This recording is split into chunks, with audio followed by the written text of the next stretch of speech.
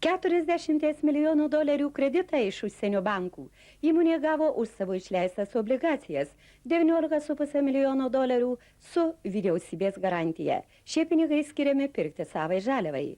Iki šiol Mažeikių nafta, neturėdama apyvartinių lėšų, pagrindinai teikia naftos perdirbimo paslaugas kitoms firmoms, pati dėl to patirdama nuostolius, o minėtos firmos krovėsi solidžius pelnus.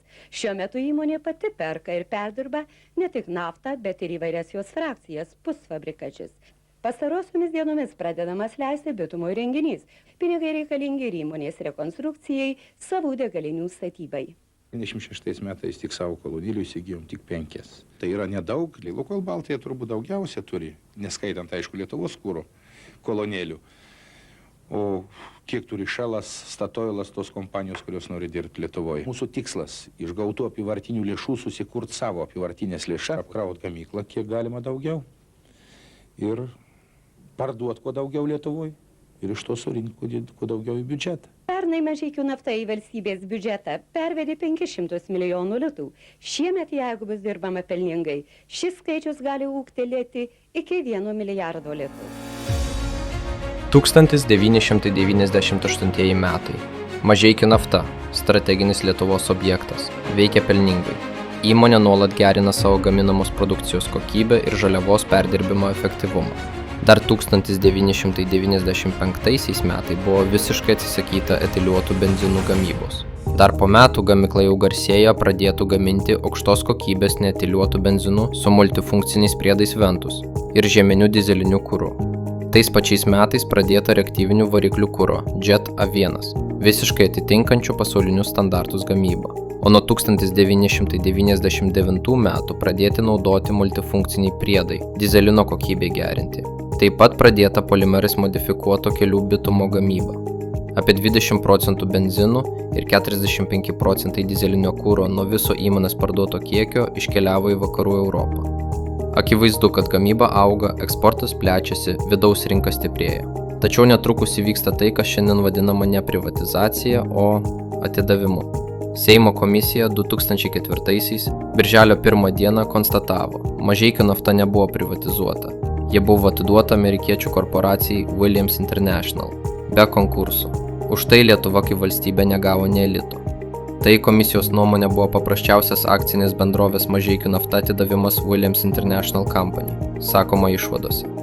Komisijos, kuriai vadovavo jos pirmininkas socialdemokratas Valentinas Greičiūnas, išvadose teigiama, jog amerikiečių bendrovė ir jos dukterinės įmonės bei kiti juridiniai asmenys per 1998-2002 metus gavo daugiau kaip 220 milijonų litų valdymo mokesčių, virš 21 milijono litų palūkanų už Mažeikių naftai sutiktą 75 milijonų Jungtinių Amerikos valstijų dolerių paskolą, bei uždirbo 10 milijonų Jungtinių Amerikos valstijų dolerių parduodama turėtas akcijas.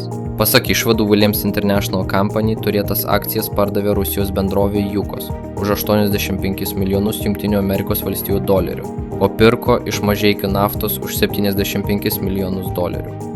Atsakomybė už bendrovės Mažeikių naftos patirtus nuostolius, kaip teigiama paskelbtoje komisijos išvadoje, tenka ir kelioms vyriausybėms – Gedimino Vagnoriaus bei Rolando Pakso vadovautoms ir tuometiniam Seimui, kurio valdančiąją daugumą sudarė konservatoriai bei krikščionys demokratai, tuometinio Seimo vadovams Vytautui Landsbergiui ir Andriui Kubiliui, taip pat ir tuometiniam prezidentui Valdui Adamkui bei jo patarėjams, saugumo departamentui bei specialiųjų tyrimų tarnybai. Tačiau niekas iki šiol neatsakė. Tuo tarpu krikščionių konservatorių socialinės sąjungos lyderis Gediminas Vagnorius atmetė jam adresuotus, jo nuomonę, nesąžiningus komisijos pirmininko Valentino Greičiūno priekaištus ir savo ruožtu pareiškė, kad pasirašant sutartį su Jukos, Algirdo Brazausko vyriausybė perdavė kontrolinį Mažeikių naftos akcijų paketą ir atsisakė saugiklių, galimybių susigrąžinti akcijas, jei į jas kėsintųsi Rusijos vyriausybė ar įmonei kiltų bankroto pavojus.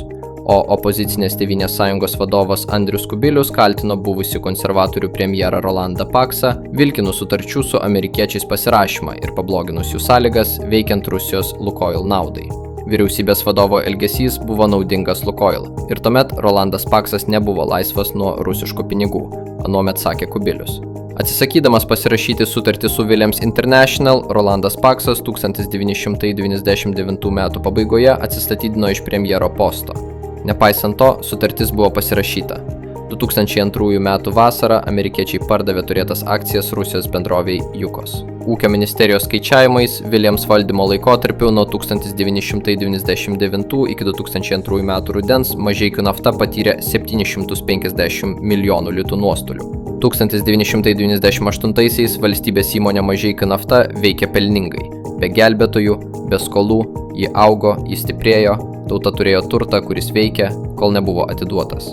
Williams International negavo jokių baudų už sutartinių įsipareigojimų nevykdymą, bet gavo valdymo mokesčius, palūkanas, pelno dalis ir išėjo. Išvada. Tuometiniai Lietuvos Respublikos aukščiausieji vadovai žinojo, saugumas matė, bet tylėjo. STT VSD neišanalizavo grėsmių, neiškėlė bylų. Lietuvos valstybės stuburas paliktas be atramos. Žmonės nebūtų leidę atiduoti. Bet jie nežinojo. Komisijos išvadose anuomet buvo pabrėžiama, kad šios išvados nesaisto nei ikiteisminio tyrimo institucijų, nei prokuratūros, nei teismo, bei tiesiogiai nesukelia teisinių padarinių juose nurodytiems asmenims. Taigi, komisijos išvados paskelbtos per vėlai, kai jau niekas neatsako. Tai buvo tyla po išdavystės, tai nebuvo privatizacija, tai buvo atidavimas. Bet šiandien mes tai žinom ir kur žinojimas, ten grįžta sąmonė.